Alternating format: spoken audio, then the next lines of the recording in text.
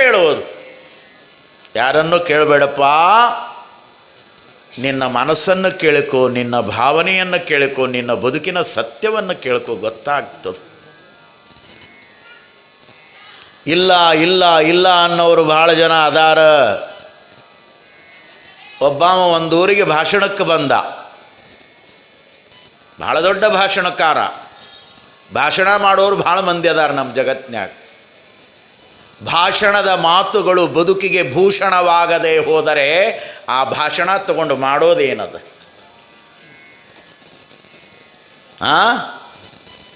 ದೇಶ ಮಹಾನ್ ನಹಿ ಬಂತಾ ಭಾಷಣೋं से, देश महान नहीं बनता भाषणों से, ऊंचे आचार विचारों से. ಎತ್ತರದ ಆಚಾರ ವಿಚಾರಗಳ ಮೂಲಕ ಈ ದೇಶದ ಭವಿಷ್ಯತ್ತನ್ನು ಬದಲಾವಣೆ ಮಾಡಬಹುದೇ ವಿನಃ ಕೇವಲ ಭಾಷಣಗಿಂತ ಆಗೋದಿಲ್ಲ. ನೋಡಿ, ಅವ ಬಂದ ಭಾಷಣ ಮಾಡಕ್ಕೆ ಕರೆದಿದ್ರು. ಅವನಿಗೆ ಕೊಟ್ಟ ವಿಷಯ ಏನು ಅಂದರೆ ದೇವರಿಲ್ಲ, ಇದು ಸಬ್ಜೆಕ್ಟು.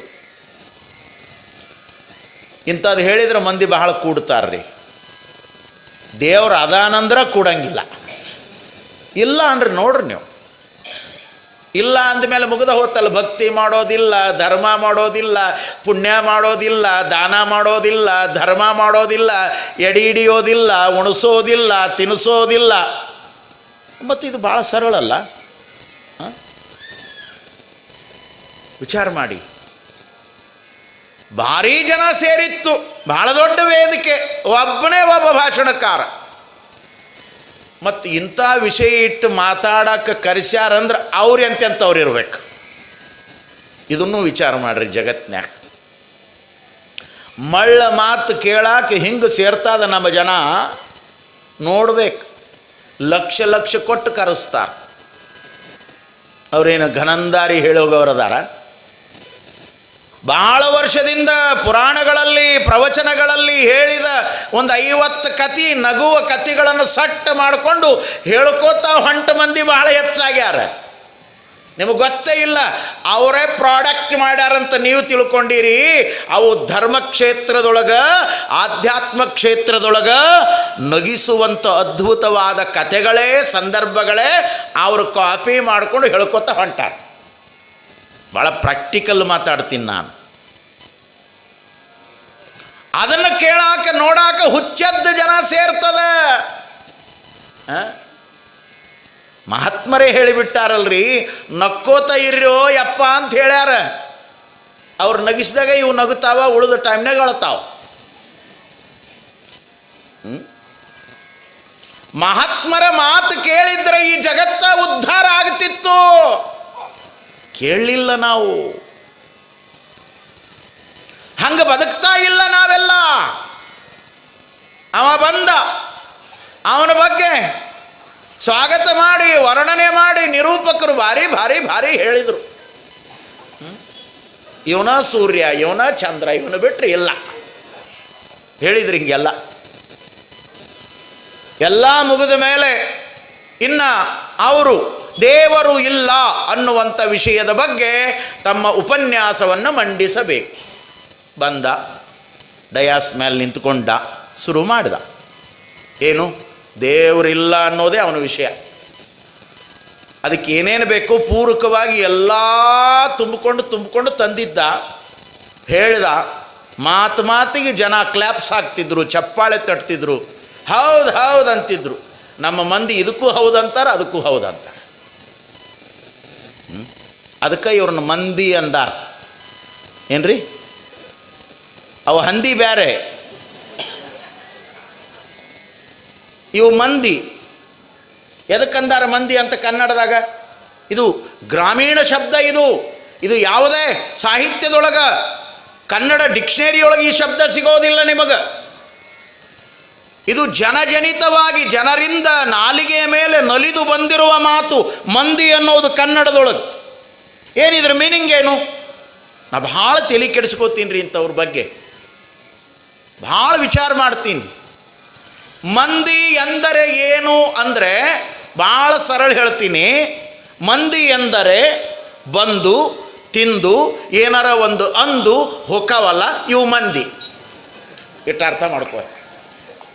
ಅವ್ರು ನಿಮ್ಮನೆಗೆ ಬರಲಿ, ಎಲ್ಲೇ ಬರಲಿ, ಬರ್ತಾವ. ತಿನ್ನೋದು ತಿಂತಾವ, ಉಣ್ಣೋದು ಉಣ್ತಾವ, ಎಲ್ಲ ಮಾಡ್ತಾವ. ತಿಂದು ಎಲ್ಲ ಮಾಡಿ ಮತ್ತೊಂದು ಅಂದು ಹೋಕಾವ.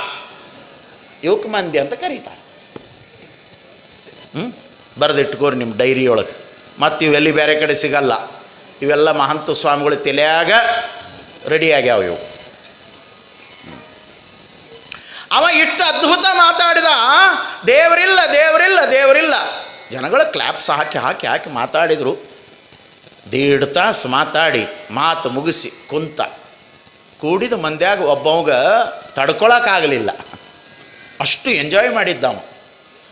ಓಡಿ ಬಂದವನೇ ಆ ಮಾತಾಡಿ ಕುಂತಂಥ ಅತಿಥಿಯನ್ನು ತೆಕ್ಕಿ ಬಡಿದು ಮುದ್ದಾಡಿ ಆತನ ಕೈ ಹಿಡ್ಕೊಂಡು ಕುಲುಕಿ ಥ್ಯಾಂಕ್ಸ್ ಕೊಟ್ಟು, ವಾಹ್ ಏನು ಮಾತಾಡಿದ್ರಿ, ಭಾರಿ ಅದ್ಭುತ ಮಾತಾಡಿದ್ರಿ ಅಂದವ. ಅವಾಗ ಇವ ಅಂದ, ಅದೆಲ್ಲ ದೇವರ ಕೃಪಾ ಅಂದ.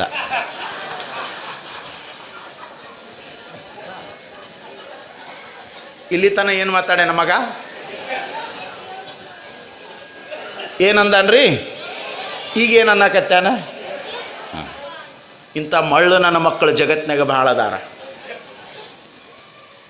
ದೇವರಿಲ್ಲ ಅನ್ಕೋತನ ಒಳಗೆ ದೇವರ ಅರಿವಿನ ಜೀವನ ಮಾಡ್ತಾರ.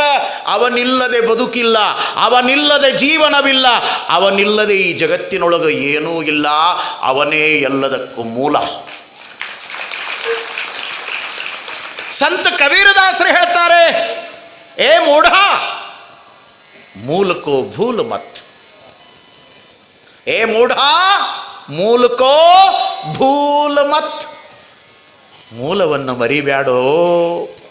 ಯಾವ ಮೂಲದಿಂದ ನಿನ್ನ ಜೀವನ ನಡೀತದೋ ಆ ಮೂಲವನ್ನು ಮರಿಬೇಡ. ಆ ದೇವರ ಅರಿವಿನ ಜಾಗೃತಿಯೊಳಗೆ ಜೀವನ ಮಾಡು. ಅವ ಎಲ್ಲ ಕೊಟ್ಟು ನಿನ್ನನ್ನು ಇಲ್ಲಿಗೆ ಕಳಿಸಿಕೊಟ್ಟಾನ. ನೀ ಹುಟ್ಟಿದಾಗ ಹಾಲು ಕೊಟ್ಟಾನ, ನಿನ್ನ ಬದುಕಿಗೆ ಉಸಿರು ಕೊಟ್ಟಾನ, ನಿನ್ನ ಬದುಕಿಗೆ ಅನ್ನ ಕೊಟ್ಟಾನ, ನಿನ್ನ ಬದುಕಿಗೆ ನೀರು ಕೊಟ್ಟಾನ, ನಿನ್ನ ಬದುಕಿಗೆ ಏನೇನು ಸುಖವಾಗಿ ಇರಬೇಕೋ ಅದೆಲ್ಲ ಮಾಡಿ ಮಾಡಿ ಮಾಡಿ ಇಟ್ಟು ನಿನ್ನ ಕಳಿಸ್ಯಾರ. ಏನೆಲ್ಲ ಮಾಡಿ ಇಟ್ಟ. ಇದರ ಅರಿವಿನ ಜಾಗೃತಿಯೊಳಗ ದೇವರು ಕೊಟ್ಟ ಸಂಪತ್ತಿನೊಳಗ ಮೊದಲನೆಯ ಸಂಪತ್ತು ಶರೀರ ಸಂಪತ್ತು. ಹಾಗಾಗಿ ದೇವರು ಕೊಟ್ಟಿರುವಂಥ ಈ ಅಪರೂಪವಾಗಿರುವಂಥ ಸಂಪತ್ತು ಈ ಶರೀರ ಎಷ್ಟು ಬೆಲೆಯುಳ್ಳ ಸಂಪತ್ತು. ಇದಕ್ಕೆ ಅಮೂಲ್ಯ ಅಂತ ಕರೆದಾರ.